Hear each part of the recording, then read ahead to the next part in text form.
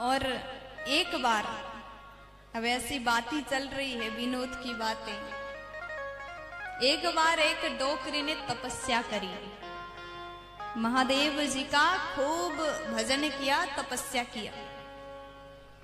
अब भगवान बड़े खुश हो गए अम्मा के भक्ति को देख करके, तपस्या को देख करके। भगवान भोले बाबा प्रसन्न हुए, खुश हो गए, दर्शन दिया, कहा कि वरदान मांगो, मैं तुम्हारे तप से खुश हो गया, वरदान मांगो, जो भी मांगना है मैं देने को तैयार हूं। भोले बाबा आए, अच्छा आप बताइए, आपके सामने अगर भगवान आए तो आप क्या मांगती? पैसा? आप नहीं मांगते? तो ऐसे ही चलेगा, कुछ नहीं मांगते, क्या बात है। अब यहाँ डोकरी ने कहा कि देखो भगवान, मेरे तप से आप खुश हो गए, अच्छी बात है, मैं भी खुश हूं, आप आ गए। अब मैं वरदान तो मांगू, पहले घर में पूछ के आती हूँ क्या क्या चाहिए, देख के आती हूँ, फिर मांगूंगी, आप इंतजार करो। अब माता जी गई अपने घर में, बेटा को पूछा भगवान से क्या मांगो। बेटा कहता माँ तुम्हारे पास में, हमारे पास में धन नहीं है, धन मांग लो।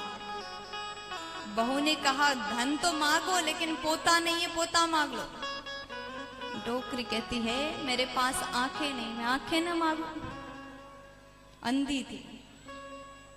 तो डोकरी गई, अम्मा गई, भगवान से कहा कि अब देखिए मांगने की कला, मांगने की कला ये माताओं से सीखो, बड़े अच्छे से मांगते हैं मिला जुला करके। अब धन भी चाहिए, पोता भी चाहिए, तो अम्मा कहती हैं हे महादेव, आप मेरे भक्ति से खुश हो गए हैं, तो मुझे केवल एक वरदान दे दो, एक। मैं अपनी आंखों से अपनी पोता को सोने की पालने में झूलता देखो।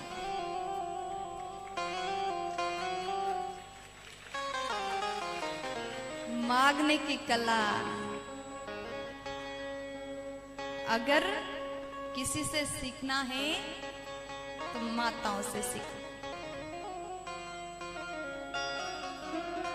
इतने अच्छे से मांगा, इसे कहते हैं मांगने की कला।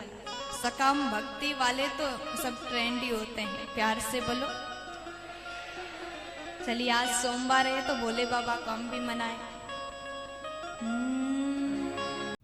सब्सक्राइब करें हमारे YouTube चैनल देवी प्रतिभा जी को और श्रवण करें भागवत कथा की महिमा का, साथ ही बेल आइकन को दबाना ना भूलें।